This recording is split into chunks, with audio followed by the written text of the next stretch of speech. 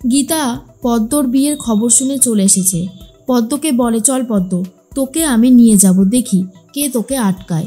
এখানে অনেক কিছু ঘটবে, তুই সে সমস্ত কোনো দিকে কান দিবি না। বড়বাবু, দরকার পড়লে এখানে গুলি চলবে, কাঁদানে গ্যাস ছুড়বেন, তারপর দেখি কি করে পদ্মকে এরা নিজেদের কাছে আটকে রাখতে পারে। কৃপান তখন বলে, ঠিক হচ্ছে না কিন্তু, ও আমার স্ত্রী। আর তখন গীতা বলে, স্ত্রী? জোর করে বিয়ে করে স্ত্রী করতে চেয়েছো পদ্মকে? হতে দেব না আমি সেটা।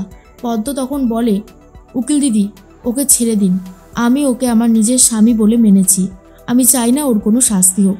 কথাটা শোনার পরে গীতা চমকে যায় আর বলে, পদ্ম তুই এসব কি বলছিস?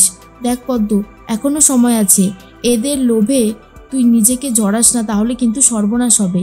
কিন্তু পদ্ম তখন বলে, না উকিল দিদি, আমার তো সেরকম কিছু চাওয়া পাওয়ার ছিল না, সাধারণ ঘরের মেয়ে আমি নিজের একটা পরিবার পেয়েছি, মা, বাবা, দিদি সবাইকে পেয়েছি, আমার আর কিচ্ছু চাই না।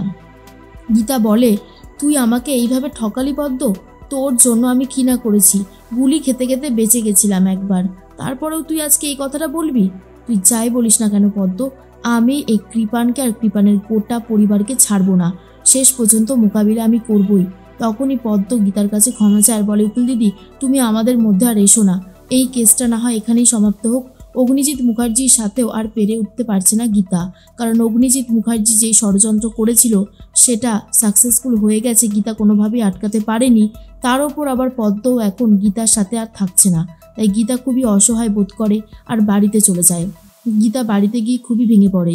তখনই স্বস্তিক এসে বলে, আমি জানতাম যে তুমি ভেঙে পড়েছো, দেখো যা হবার হয়ে গেছে, কিন্তু আমাদের বিয়েটা কিন্তু এখনও কমপ্লিট হয়নি।